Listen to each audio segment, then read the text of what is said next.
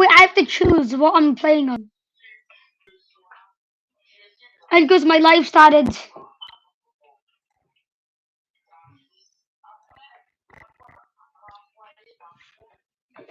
And because watch it on YouTube.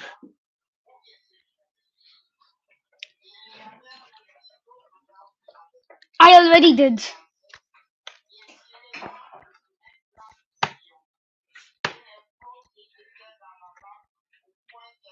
Edgar's. No one's joining. Connor. Yeah.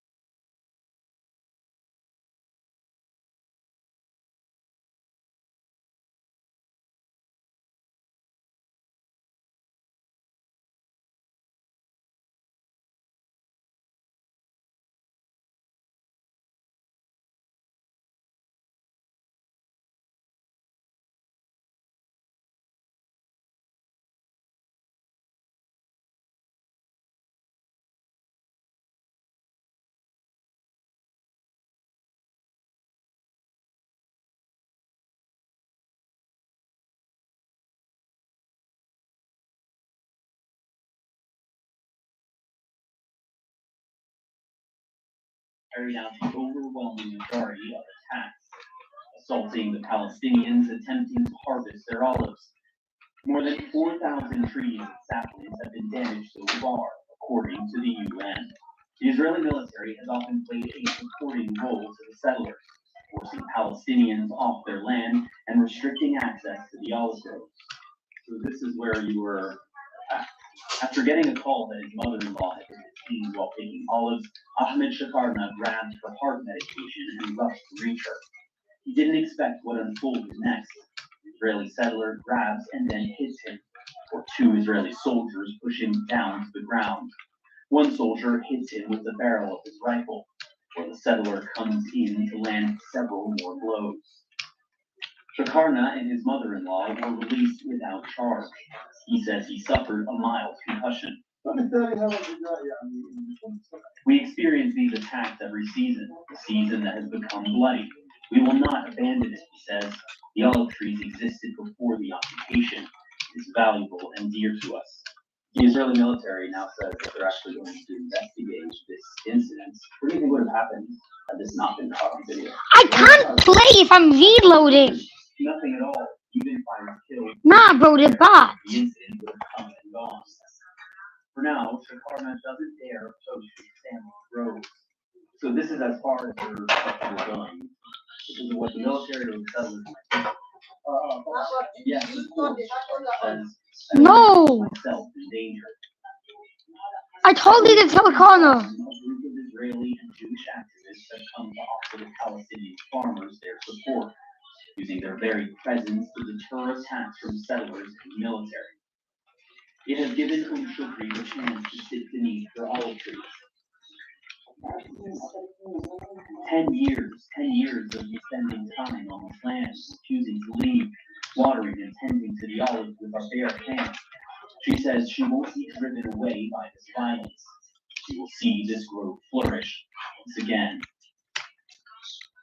And the Israeli military told CNN it recognizes the importance of the olive harvest in maintaining the fabric of life in the region, but acknowledged it has restricted entry to certain areas in order to, quote, prevent friction. Edgar, it's so dumb. I use my katana.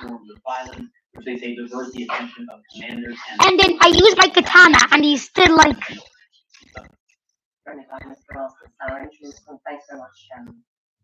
Like, bro, I use my katana and they don't die. What the fuck?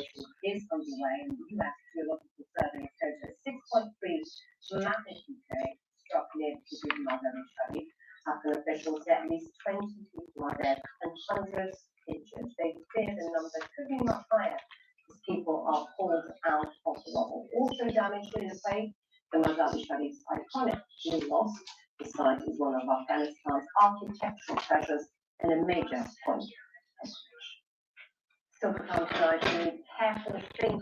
The WTO chief looks to bring down tensions between Nigeria and the United States after President Trump's alarming post on social media. Edgar, this guy's a hacker. Edgar, this guy's a hacker. Latino voters. Maria Fontana looked into this question and was prepared for choosing. He's a bacon and his username. She has been held in this prison since May. Conditions were tough. After 5 months and 25 days in a country she knew nothing about, Beverly is on her way home with her mom and her uncle baby. Raymond Dimitri listens to The sole survivor of the Air India plane crash, which killed so many people after crashing seconds after takeoff last June, has spoken of the trauma he still suffers after escaping from the wreckage. Vishwash Kumar Ramesh was on the flight with his brother from Ahmedabad to London with 242 passengers and crew. His ambulance correspondent Navtesh Johar. Is one walked away from the plane crash between everyone else on board is a question that not even he really wants. Really brilliant. You know what? Really. I'm only one forever. Vishwash Kumar Ramesh was aboard Air India Flight 171 in June. How did you jump from there? I'm not jumping. I just walk out of it.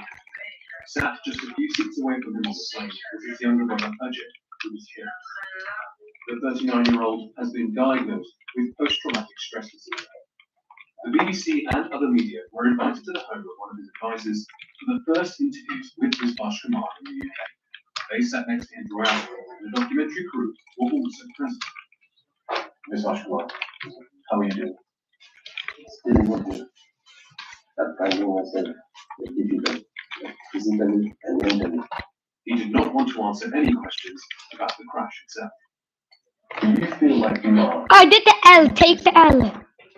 No, Edgar's. What's wrong? I lost everything. Edgar, someone typed in my chat. Someone typed in my chat asking, can we 1v1?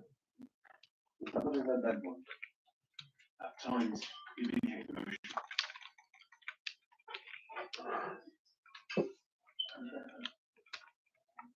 Ms. Ashmore, you're okay to continue? Thank you.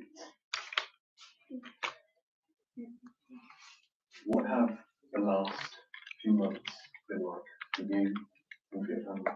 I don't like talking with anybody. I just sit in my room and alone. No talking like my Edgar's that kind of crazy. I just in my house. This man Connor? from a tragedy fascinated the world. Is still counting the Yeah. days of survival. Now to Johan, BBC News, Leicester. You're watching the World Day on BBC News. Stay with us. We're back after this short break.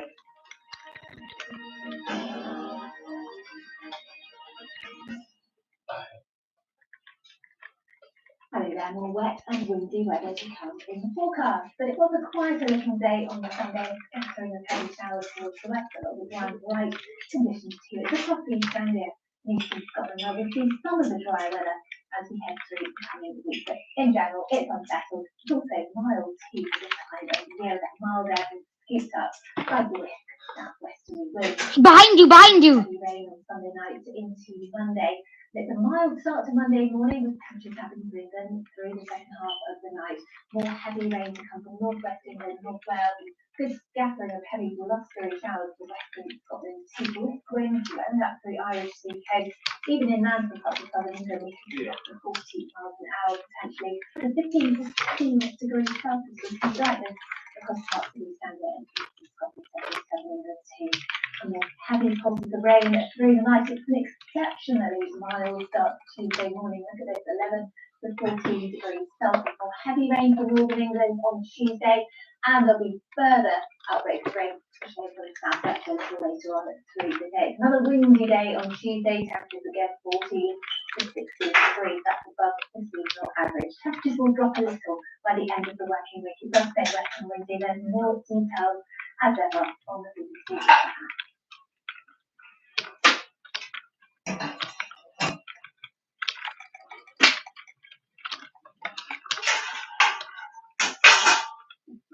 A British politician has claimed TV adverts are, in her words, full of black people, full of Asian people, and not representative of British society. The Prime Minister called it racism. We explore what the stats actually show. That's on the media show on BBC News. Edgar, I'm gonna go friend him. Here at Beauty Verified, I know. To fact check stories, I'm gonna go friend him. using data analysis and the latest technology, our journalists examine the evidence and get to the facts. Watch our Beauty Verify report through the BBC News channel or go online to find out more. Coverage of the Champions League continues across the BBC. Will there be a new name on the trophy as the best teams from Europe battle it out for a place in the final at the end of May in Budapest? Join us on BBC News and also get the latest online or your BBC Sports app. Every composer shows when another composer is being influenced by their music. The models wear costumes for men and women, inspired by outfits spanning the 8 days of Emperor's Cruise. Edgar, join me and watch it. You can watch the 1v1 in the live stream or in Roblox.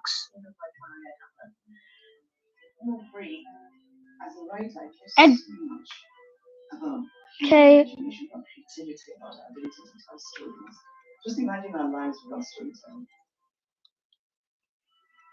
inspiring arts and culture. Watch on iPlayer. Discover unique stories. The whole point for me of being an artist is to follow rules. We know these folk are heroes. Exactly, and South always talking. Disease X is an undiscovered pathogen. I'm going on a global hunt to find out where it might come from. Only on the BBC. Watch on iPlayer. Listen on sound. This one was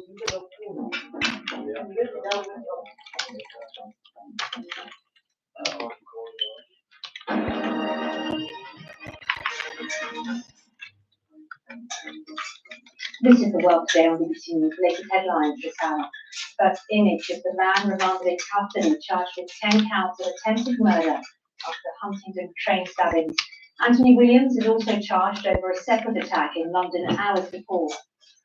When a police forensic team searches the train for evidence, one passenger tells the BBC of his horrific audience.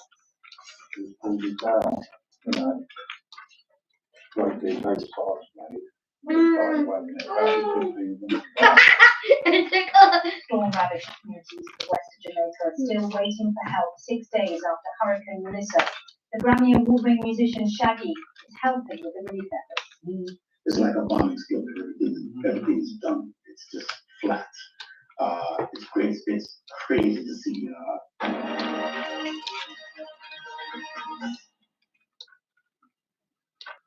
Well, let's stay with that story. Those communities in Western Jamaica who are waiting for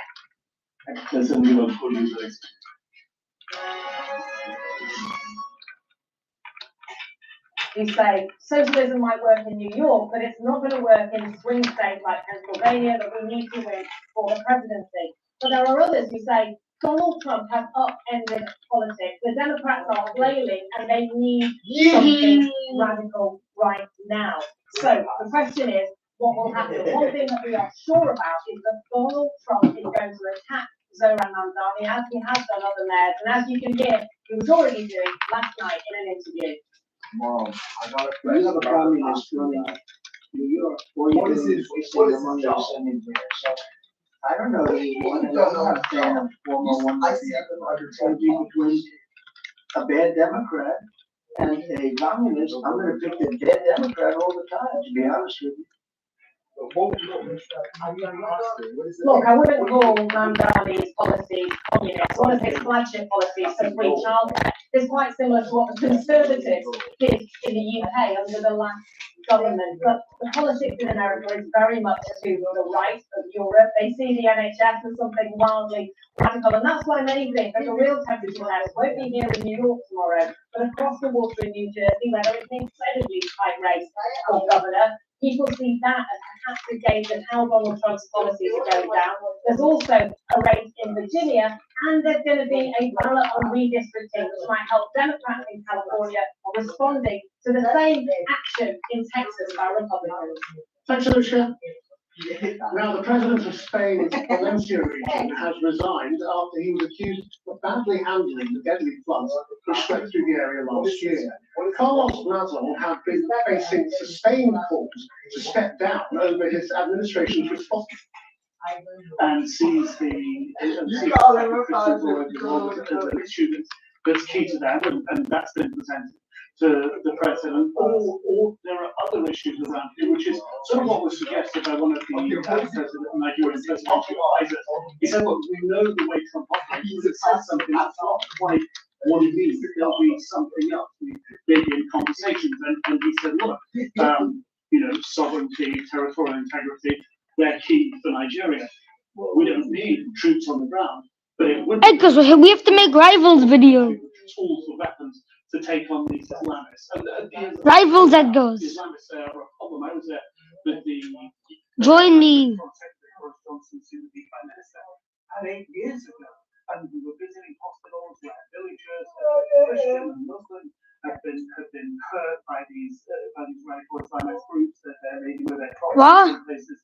Devastating watching all of the Yes. the Nigerian Join. it's a much bigger issue than geographically and perhaps detail-wise than the president presents. And it is complex, but President Trump also threatened, didn't he, to stop all US aid to Nigeria. What does Nigeria have to say on this? Because I had a little clip that you were talking about earlier. It didn't strike me as very tough on President Trump, really weighing. I thought it was 100. It's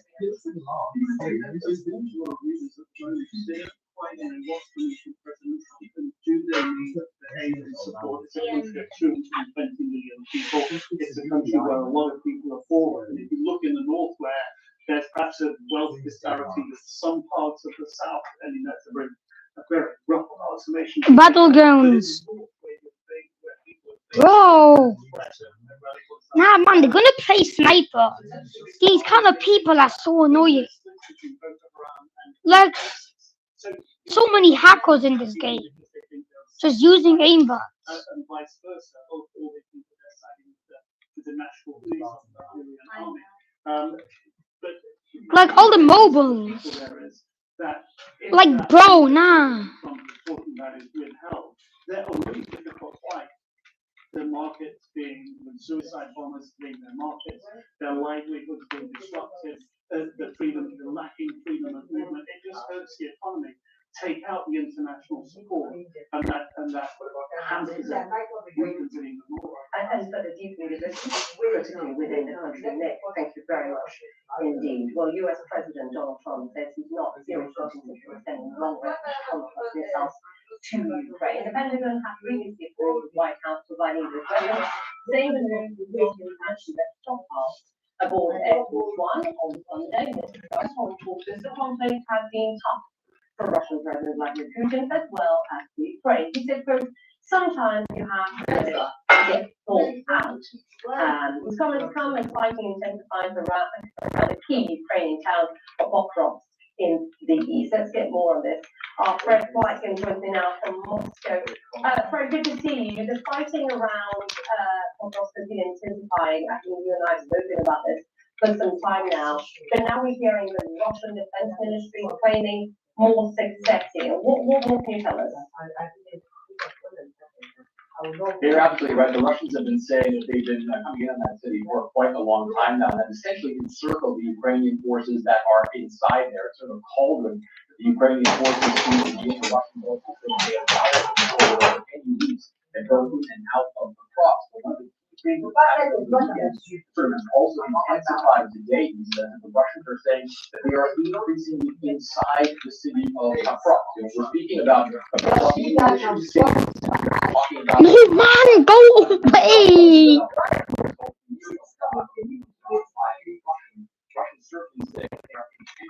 Go away, man. Piss off with these hackers. I'm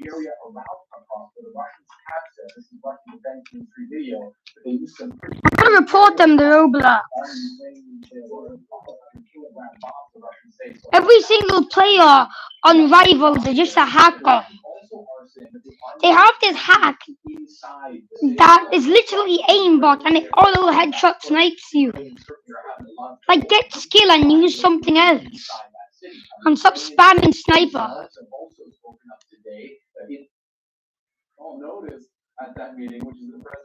Like, you stop doing that because they can only sophisticated chip to the Chinese side. Eggers. Part of the reason for that is this sort of united front of opposition from Secretary of State, Secretary of Commerce, and the U.S. Trade Rep. So kind of the idea basically that even though Jensen Huang is being very, very nice to Trump, in fact, using some of Trump's own language last week, right now it doesn't appear to be helping. It doesn't appear to have solved the problem from Jensen Huang's perspective. Jensen Huang has been embarked on a behind you. Campaign. He's gone to a lot of Trump events, as you say, using Trump's language. He's showed up at the House quite a bit, in contact with President Trump quite a bit, from what we understand. Clearly, what he wants is to be able to sell as many chips as he can to that Chinese market, which is enormous and super valuable for NVIDIA. The question from a U.S. national security perspective is that the right thing for the country or not? And the president appears to have decided. What? Let's play TV. And so that's a dead letter for now. But it feel to me, Brian, this is just an instinctive thing. It doesn't feel to me like this is all. Yeah, I really appreciate the breaking news on the video stock. Although it's still up. And thank you very much for talking about the money and macro. Here's kind of RBI you may not hear elsewhere. More stocks actually rose in October than declined, and it's day 34 of the government shutdown. Does this mean that the shutdown, or the partial shutdown, is not impacting the equity market? At least it is not yet. Let's talk about more of the Fed and the markets and your money with David Zurbos, Jefferies, Chief Strategist, and Alan McCartney, Managing Director of U.S. Private Wealth Management, UBS. Alan, start with you, because you promised what I'm saying. I mean, you try, and I've got some historical context and stats. Would you bring? Okay, here we go. So you just had a guest on that was talking about the tenuousness of CapEx and the investment that has to happen in this transformational catalyst. If we look back at everything from the steam engine to telecom to electrification of the grid, for an extended period of time, so over years, not over months, somewhere between 2 and 5% of GDP was spent on infrastructure to keep those things going. Right What now, the no, man? about a year, maybe 2, or slightly less than Get these hackers away. So when you think about the Big fat med kit little kids, man. relevant information, I think if we believe, and we were talking about this in the break, that we are making history and transforming and catalyzing something very new, scary and very new, that there is more to go, both in terms of CapEx and upside. I love this, because a week and a half ago, I was on Route 80, right here. Took Route 80, which is right here by CNBC. I flew across the country on an aeroplane. I landed and I got back on Route 80 outside of San Francisco, and I thought somebody somewhere made the decision, we're going to build highways across this country. We're going to spend a ton of money building Edgar's play. That's kind of David what we're doing right now.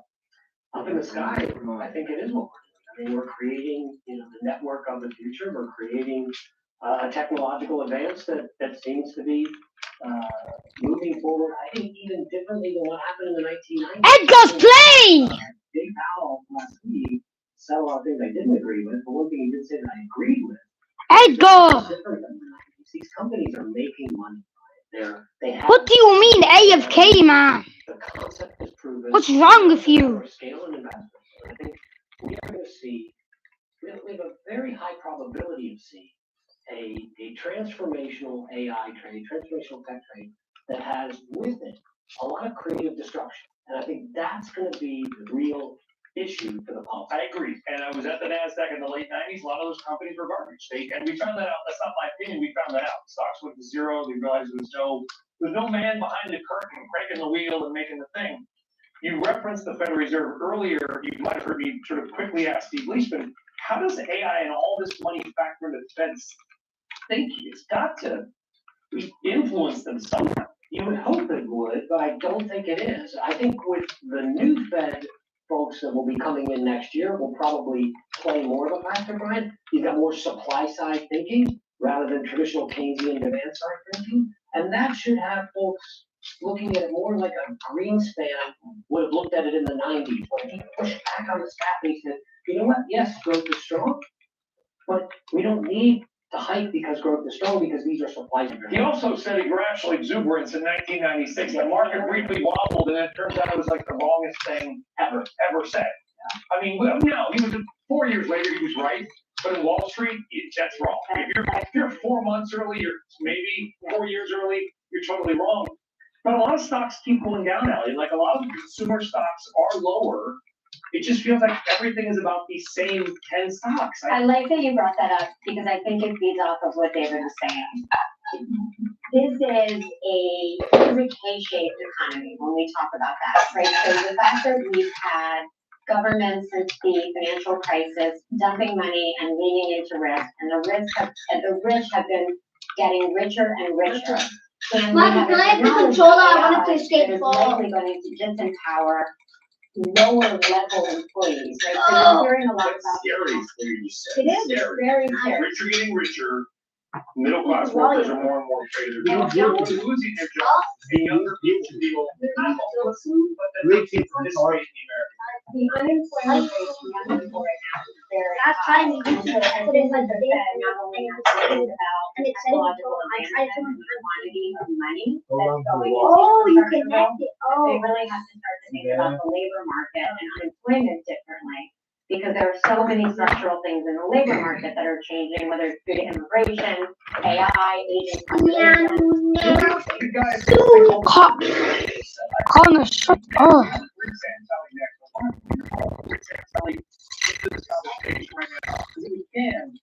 think it's absolutely perfect for Rick. Rick, are you there? Can you hear me? Rick, are you out here? Yeah, fantastic. I'm good.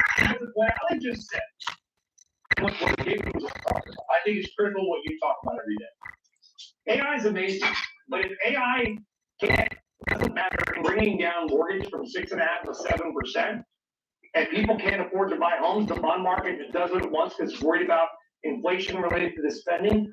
I don't know if it's a net positive for the economy at all. What do you think? I think that we're just gonna have to wait this out. I think that the mortgage rates are moving towards adjustable, which makes me a bit nervous because an adjustable rate mortgage might be about 70 basis points lower than an average 30-year fix.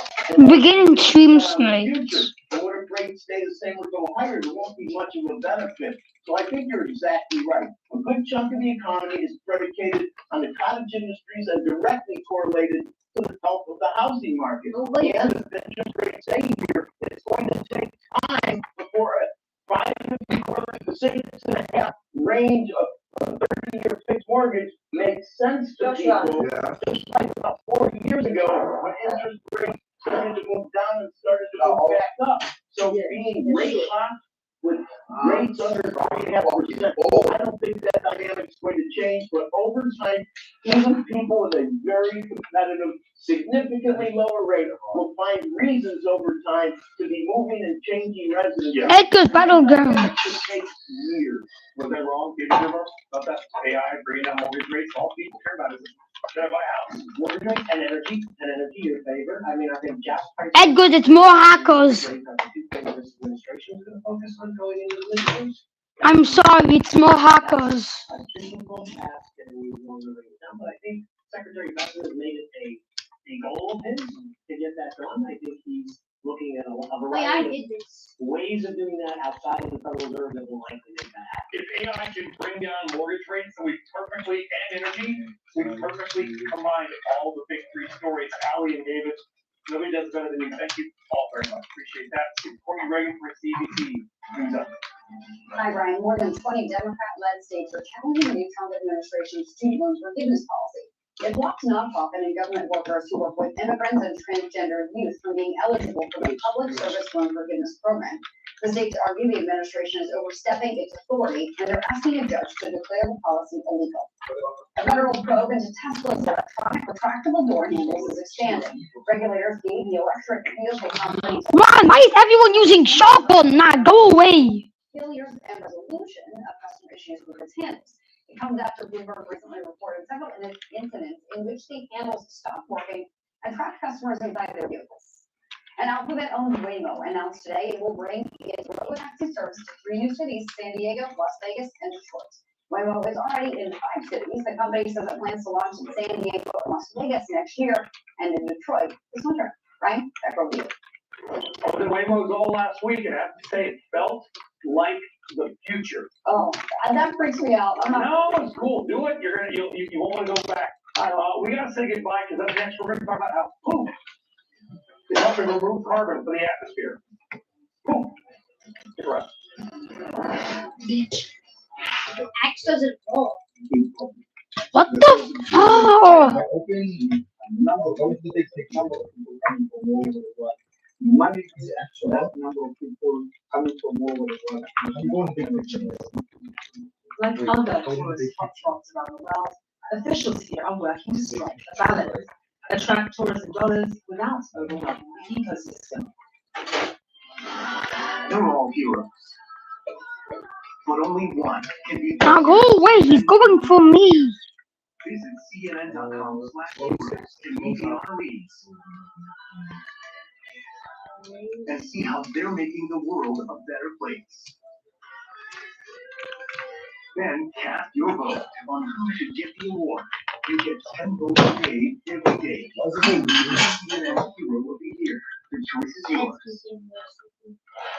A man has been charged with 10 counts of assault and murder in relation to the mass stabbing attack that took place in the UK at the weekend. 32-year-old Anthony Williams was taken to court early today following Saturday's major incident where he boarded a train headed for London and stabbed several people. It left 11 individuals in the hospital and dozens of passengers frightened and fighting for their lives. We can listen to what one eyewitness. You must have started using the other black guy. I saw a guy in the white t-shirt. He just left up his sleeves as if like he was shocked that obviously he was stabbed, but at that time I didn't know. And then everyone started shouting, "He's got a knife, there's blood." And obviously me and my friend were in shock because we don't expect this to happen day to day. And we started running to the back of the train. Terrifying. Emergency services in Rome are battling to rescue a worker who's been trapped for hours under the rubble of a medieval tower. Now, this video shows the moment you can see there the tower partially collapsed near the Colosseum. Clouds of dust billowed out of the windows as the masonry fell apart. Parts of the tower crashed to the ground on at least 2 occasions, and that was just 90 minutes apart. The 13th century tower has not been in use for almost 2 decades. It was, though, undergoing a renovation project that was due to finish next year. All eyes are on Brazil as it gears up to host the COP30 climate summit, while the US will be sending a delegation. Among those attending is, as you can see there, Prince William. He arrived in Geneva for 5 days. Mom, what are you making me? On the summit and to present Shot Prize, the Global Environmental Award that Prince William founded back in 2020.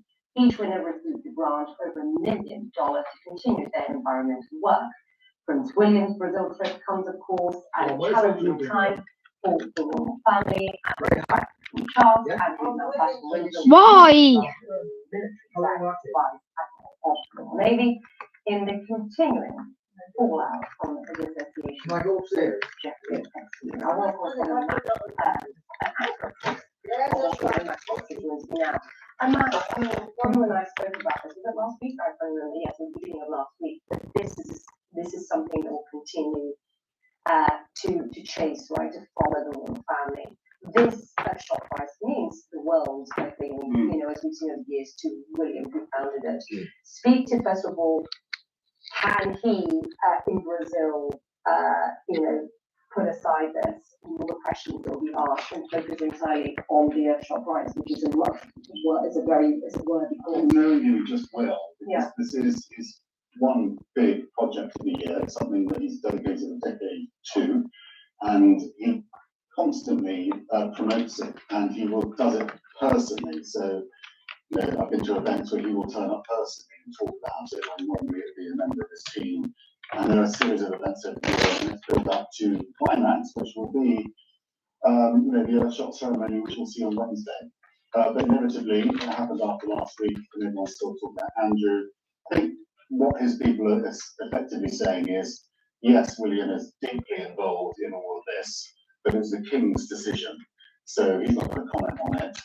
So they can ask as much as they like. He's going to focus on this, unless, you know, something comes up that he does need to address. But he very much sees it as an issue for the reigning monarch. If he was monarch, then maybe he would get more involved. Yeah.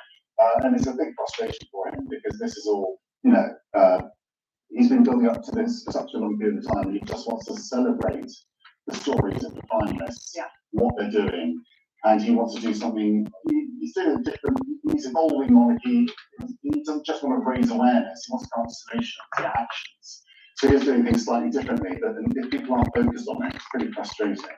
And his father, of course, the king, we've heard from him at shop prices before. I believe that he's always, and we know his speeches, we know he stands when it comes to climate change. This is the first time that I know William is travelling to Brazil to actually address, obviously, speak about the ocean price. What are we likely to hear from him on this? Because it comes, like we said, during COP30, 46 in Brazil. So he will, it's a series of engagements effectively, so it's like a mini traditional world tour where you see in front of all the landmarks. Every single one of them is going to be an event associated with a winner to create great pictures that we will want to show, and I'm sure we will, and then tell those stories, hoping that the Prince Andrew story doesn't go up again. Then he's got the big event on Wednesday, which is rewarding those winners and giving out $1 million each, and celebrating what the ones last year did and what impact they've had. And then he goes on to the pre-COP meeting. He's going to meet, you know,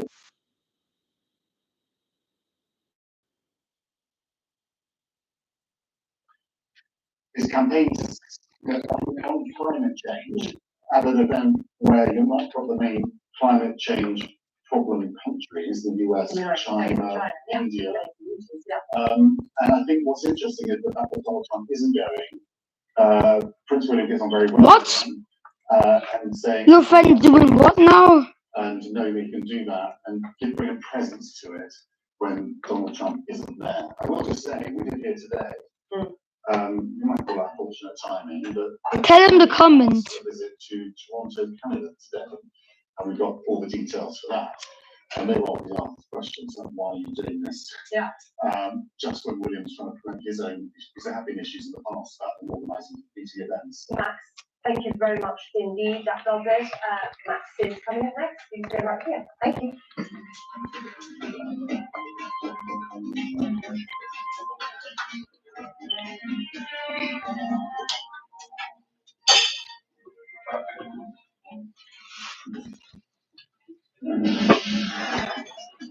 Welcome to Abu Dhabi's Sexy. Shame. It's the UAE's largest indoor venue, and the world is watching what goes on under that gold roof. With 120 events a year, Edgar's joined me. I actually can say wholeheartedly that I don't think I've ever seen a full performance of anything. Because Marcus has a pretty good excuse. He hasn't seen a full show here because he runs the show here. The Etihad Arena opened in 2021 for a few reasons. Obviously, it's to entertain, but also to diversify the city's economy. Join my party. A lot of its reputation on this about making sure that everybody that comes through the door and attends the event here has the best experience that we can possibly provide.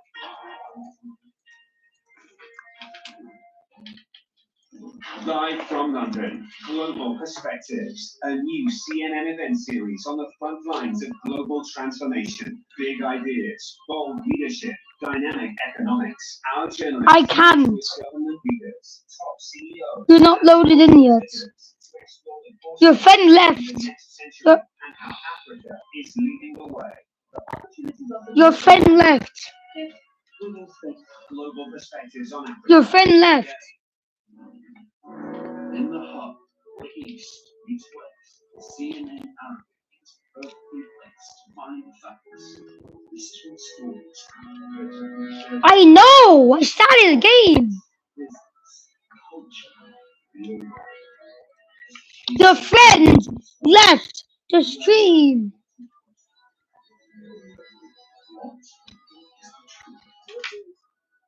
This is CNNArabic.com.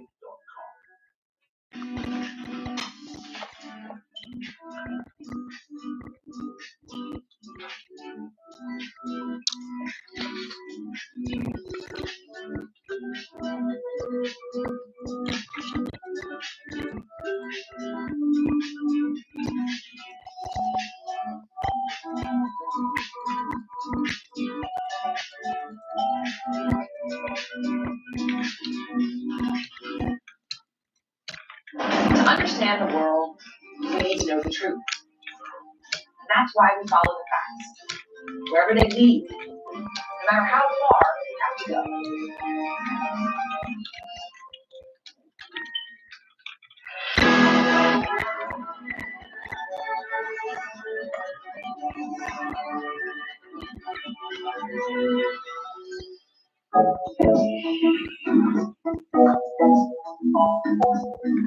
When you travel the world, make sure the world travels with you. Check in, log on, and get connected with all of the latest developments at your Edgar's. Can you hear me? I said your friend left. connecting to your Innovations for the She's not. trends of the present. Distinctive traditions. She left it. Meet the power players, emerging and established. Mom, I'm really hungry. Mom, what are you cooking? Where will productivity hit a new level? And how will it affect the local economy? To do cookies. Are you hungry? Mom, please answer. Yeah. I thought she left. I'm going to go in Nairobi, Kenya, and then it's the Nah, man. These hackers go to hell. President Donald Trump, as millions of Americans prepare to head to the polls. This is what we know. It's the start of a very big week in American politics. Voters are sounding off on the state of President Donald Trump's second term, and the numbers are pretty eye-opening. Mr. Trump's approval rating stands at just 37% in a new CNN poll. That's the lowest figure since he returned to the White House. And his 63% disapproval rating is actually worse than it was at the end of his first term, just after the January 6th Capitol attack. This day 34 of the government shutdown, the president has rejected suggestions that he get involved in negotiations. Here's what he said in an interview with CBS. And government shutdowns in the past, but it came about, and you did it by bringing. very good at it. You But I'm not members going of to do it Congress. by, I'm not going to do it by extortion. I'm not going to do it by being extorted by the Democrats who have lost their way. Sounds like it's not gonna get solved, the shutdown. It's going to get something. Oh, it's going to get something. How? We're going to eventually they have to vote. You're saying the Democrats will capitulate. I think they have to. Eagles that could win. Stephen Collinson. Stephen, just on the, there's quite stark polling numbers that we saw there. There's always a dip, isn't there, after the president goes into office, and we have to compare to previous administration. Yeah, there certainly is a dip. Eagles, I'm clutching. Their political capital, as soon as they can't start spending it when they try to implement their programs. But I think you made a good point that Ask who? disapproval right now is where it was after the COVID pandemic. Ask the goal what? When he left office in disgrace, that clearly is a dangerous sign for Republicans. I can't. I'm playing right now.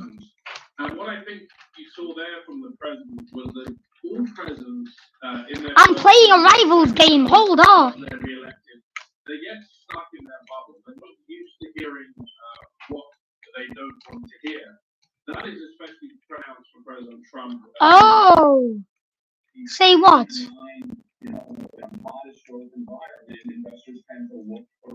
Karina, can you hear Edgar's? What the hope is as you move into 2026, some policy support from the Fed, some policy support from the One Big Beautiful Bill Act. Perhaps you start to see leading indicators pick up again, and there are valuations that are more attractive outside of the big names. Does it matter at all what I just talked about? What down in Krinsky's site, remember that was a day last week or the week before? She can't. The worst rep day on an up day forever.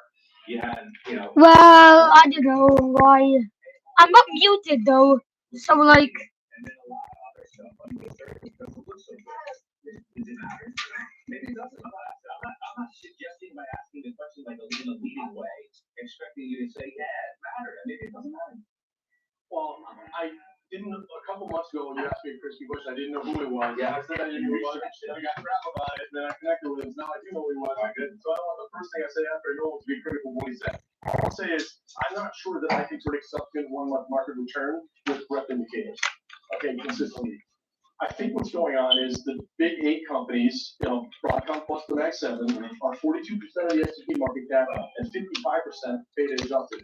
So of course it's an AI market because these stocks are massive and their volatility on earnings is massive. It's very hard to predict quarter to quarter. Think about Q1. The narrative was Meta's awesome and Google's missing it.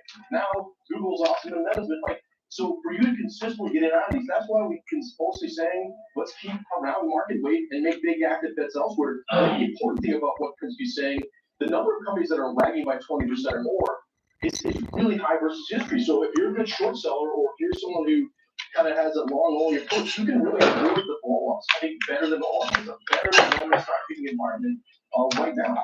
You have made the point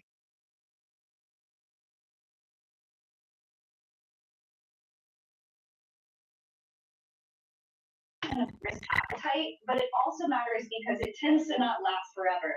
Low quality is a here for a good time, not for a long time type of trade. And we've learned that in 2020, 2021, and then it's reversed completely in 2022. And so this market coming off the April lows has been absolutely defined by speculative, low quality, very high beta.